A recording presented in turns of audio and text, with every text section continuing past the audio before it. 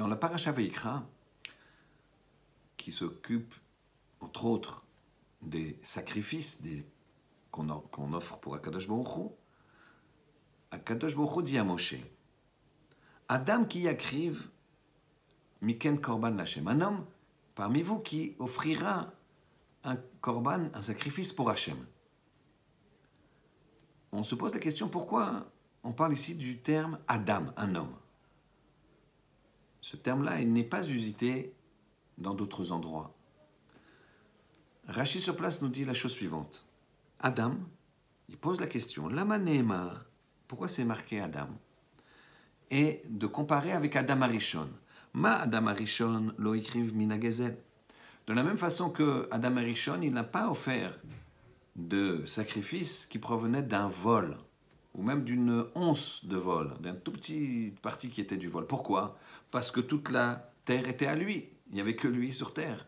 Donc tout lui appartenait. De même, un homme ne peut pas faire un sacrifice, même s'il y a une partie de vol. Très bien. Il y a lieu de se poser la question. Il y a marqué déjà un verset, L'otixol, tu ne voleras pas. Plus que ça, il y a marqué également dans Yeshaya que Akadosh Baruch Hu dit par la voix du prophète, je ne supporte pas le vol, je déteste le vol et je ferai justice. Donc on met la justice à côté du vol. Donc on a trois éléments. Tu ne voleras pas, je déteste le vol, donc, et je ferai justice. Évidemment, que vient faire le terme justice ici? Et enfin, ici on dit Adam qui akriv korban, un homme quand il approchera, quand il donnera un korban, un sacrifice. Pourquoi, nous dit Rashi, on emploie le terme Adam? Pour dire un homme comme Adam, Arishon, tout lui appartenait. Alors le sacrifice, il doit appartenir à 100%. En fait, ici, on nous dit la chose suivante. Si on avait dit qu'un homme, il doit donner un korban qui lui appartient à 100%, avec l'otixol, on aurait dit la chose suivante.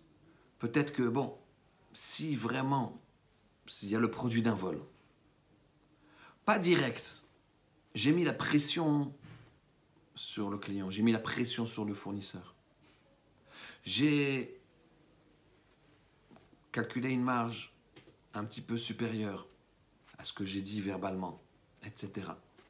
Ce n'est pas du vol réel, du vol à 100%.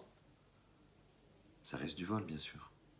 Mais un homme pourrait se dire, moi de toute façon je fais un sacrifice avec ça, je donne mon maaser. Non, absolument pas. Pourquoi dans Yeshaya marqué Akadosh Baruch Hu déteste le vol et il fera justice? Il faut que ce soit du 100%, donc j'ai besoin de tous les psukim, j'ai besoin de tous les versets. Le vol c'est extrêmement grave et parfois, Dieu préserve, on peut voler dans les affaires, un patron avec son employé, un employé avec son patron, alors qu'on pense qu'on ne vole pas.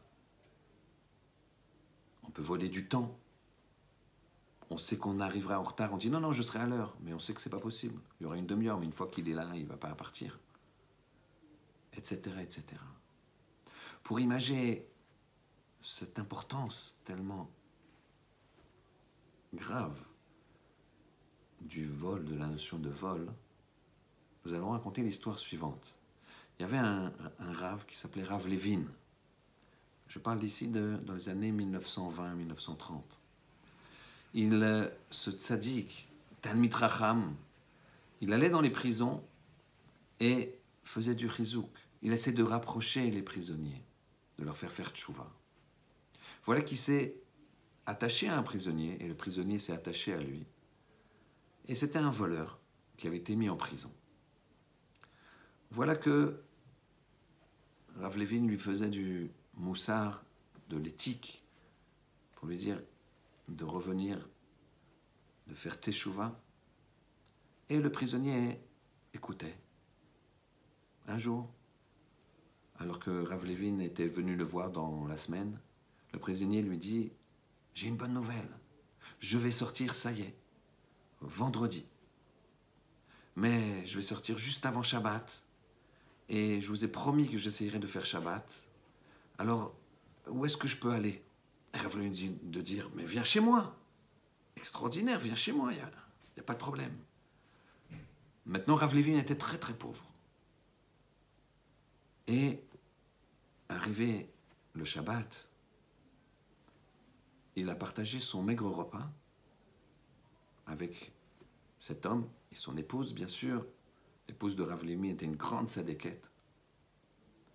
La seule chose de valeur que possédait Rav Levin, c'était 2 chandeliers en argent.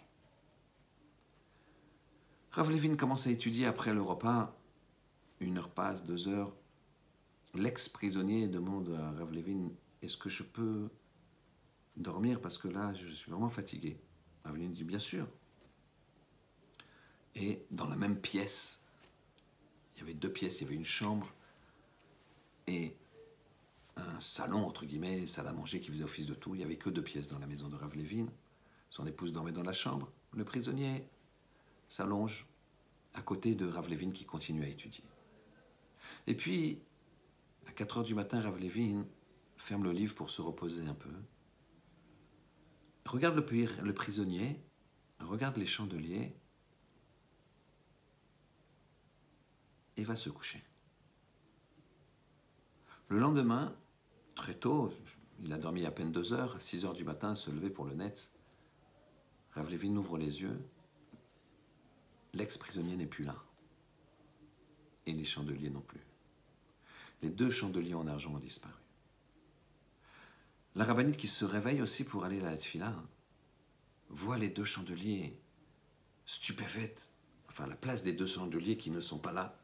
Elle est stupéfaite, Et le Rav doit lui dire « Non, non, non, non, ne t'inquiète pas. Ne t'inquiète pas.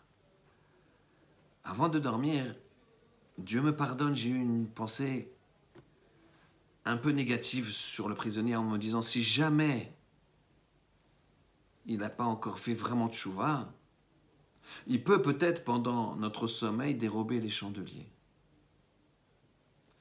Et de ce fait, j'ai rendu les chandeliers efker, c'est-à-dire sans propriétaire, pour pas qu'ils s'alourdissent d'une telle faute de vol. Il fera tchouva un jour ou l'autre. Mais là, je ne voulais pas qu'à cause de moi, il soit passible de vol. Et son épouse de se calmer. Ne t'inquiète pas. À cause de nous, il ne va pas être passible de vol. On voit ici l'amour incroyable de Rav Levin et de son épouse pour tous les Juifs. Mais ce qu'on voit également, c'est la gravité énorme du vol.